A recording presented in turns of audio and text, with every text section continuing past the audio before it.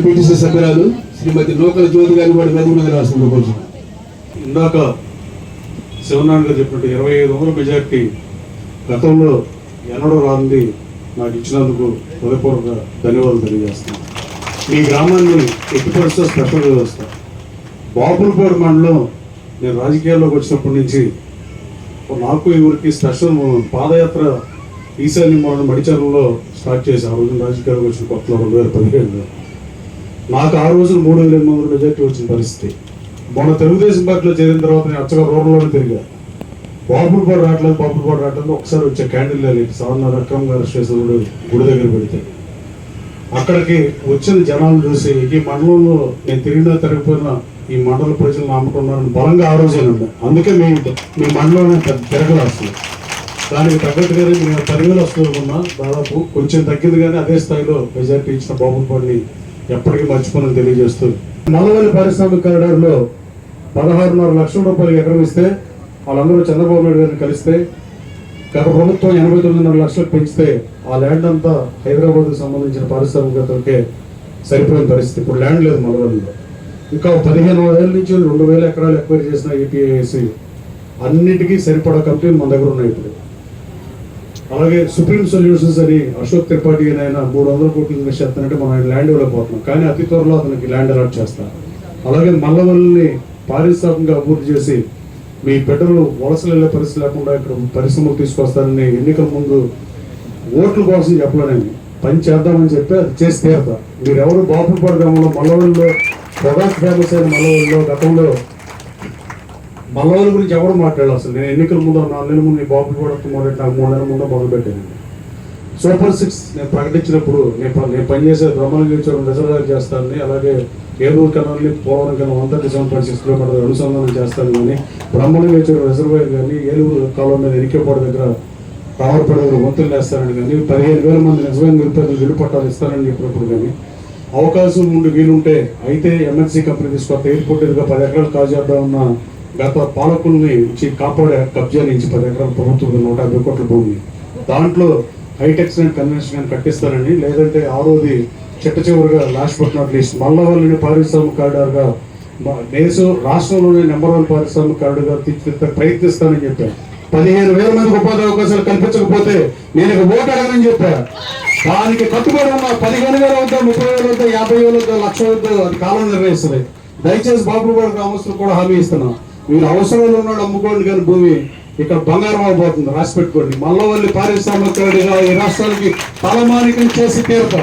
గన్నవరంలో త్రిపులైటి గచ్చిపోలి ఇది దాదాపు చర్చలు పూర్తయినాయి. లోకేష్ బాబుతో ఒకసారి కూర్చోబెడితే అది గన్నవరం తీసుకొస్తారు. విద్యా ప్రమాణాల్లో గన్నవరంలో విద్యా స్థాయిని పెంచుతారు. ఈసారి ఓటేసి నన్ను ఓడించి ఒక పరికమాలను అతను గెలిపించినప్పుడు అతను చంద్రబాబు నాయుడు గారి కన్నీటికి సమాధానం అయ్యాడు. కానీ నేను ఎదురు పార్టీలో ఉన్నప్పుడు కూడా ఏ రోజు చంద్రబాబు గారిని పొన్నెత్తి మాటల్లో వ్యక్తిగతంగా నేను ఈనాడు విమర్శించలా. ఇవాళ జగన్మోహన్ రెడ్డిని కూడా నేను విమర్శించని చెప్పాను. కానీ జగన్మోహన్ రెడ్డి పత్రికల్లో తన సాక్షి మనస్సాక్షి అయితే నేను ఇప్పుడు సవాల్ చేస్తున్నా, మీరు నన్ను వాడుకుని వదిలేసింది నిజమా కాదా అది రాయండి. అలాగే మీరు నన్ను గన్నవరం కాదని చెప్పినా నన్ను బతిమలాడి నువ్వు గన్నవరం పంపించిన వాస్తవం కాదా అని అడుగుతున్నావు. అలాగే నేను కేడీసీసీ బ్యాంక్ దేశంలో నెంబర్ 1 స్థానంలో పెట్టా. ఎవరు వచ్చారా కేడీసీసీ బ్యాంక్? నా మీద నేనే విచారణకు ఆదేశించారు 2 నెలల క్రితం ప్రభుత్వంలో. మొన్న ఎంక్వైరీ చేసిన పరిస్థితి. రాజకీయాల్లో సినిమాలు ఎవడన్నా ఎంక్వైరీ చేయించుకుంటారు కానీ రాజకీయాలు ఎవరు వేయించుకోవడం. అలాగే ఈ మండలాన్ని ఎట్టి పరిస్థితుల్లో ప్రత్యేకంగా చూస్తాను మనకి తెలియజేస్తున్నాయి. పరిపాలన గురించి మంచి ప్రభుత్వం గురించి మనం చెప్పుకుంటే జనం చెప్పుకునే పరిస్థితి. జనం మొన్న వరదల్లో చంద్రబాబు గారు ముఖ్యమంత్రి కాకుండా ఉండుంటే మా పరిస్థితి ఏదైనా సింగనగర్ వాసులు వాపోయిన పరిస్థితి మీరు చూడలేదు. కానీ అలాగే వరదలప్పుడు నేను పనిచేసానా పనిచేయలేదనేది ప్రజలకు నిర్ణయం, ఓట్లేసేది ప్రజలు. కానీ కొంతమంది నాయకులు నన్ను అల్లరి చేద్దాం అనుకుంటే నాకు ఏమి అవదు. టేక్ మై వర్డ్, నాకు ప్రజల జీవన ప్రమాణాలు పెంచడానికి రాజకీయాల్లోకి వచ్చా. పంది కుక్కలా తింటాకి రాలా, లేకపోతే బరువు సొమ్ము తీసుకున్నామని నేను రాలా. చంద్రబాబు నాయుడు గారు ఈ రాష్ట్ర బడ్జెట్ ని 5 రెట్లు పెంచిన ముఖ్యమంత్రి. ఉమ్మడి రాష్ట్రంలో పనిచేసిన వాళ్ళు 21 మందిలో ఉన్నారంటే చంద్రబాబే.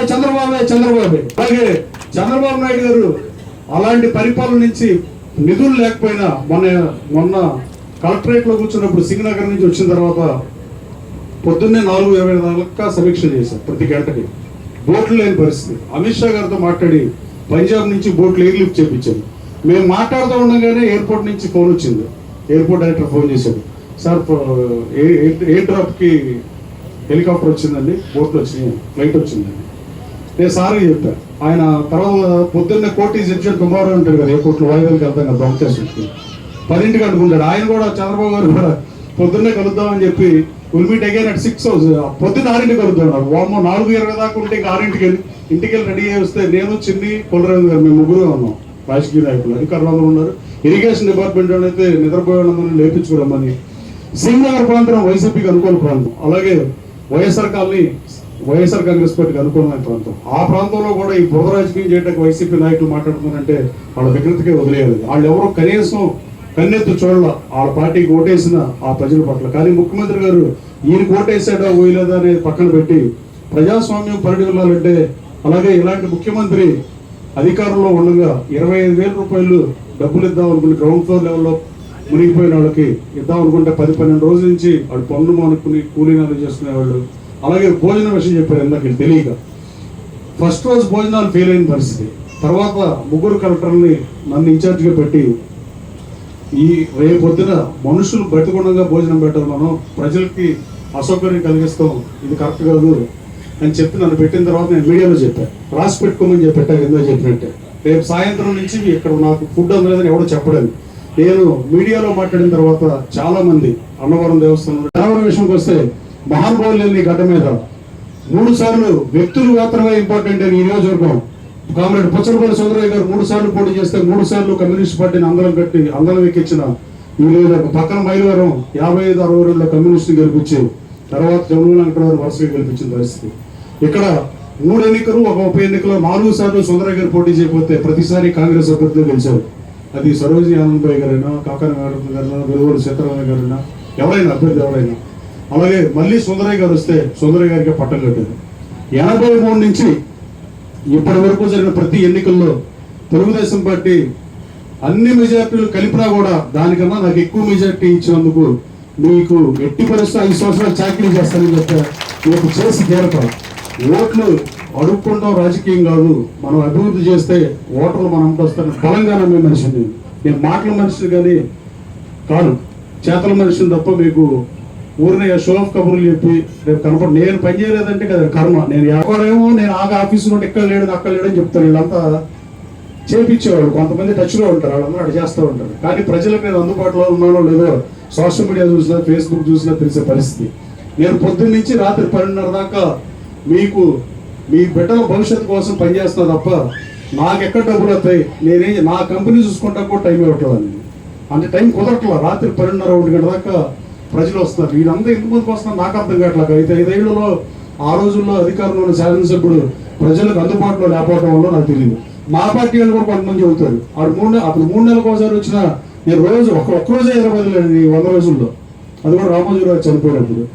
నేను ఇంకా అందుబాటులో ఉండలేదంటే ఇక్కడ మూర్ఖత్వానికి పరాకాష్గా చేస్తున్నా. నేను ఒక మనిషిని, నాకు ఉచ్చు నీచు నిద్ర అన్ని కావాలి. నాకు నేను 6 గంటలు నిద్రపోతున్నాను.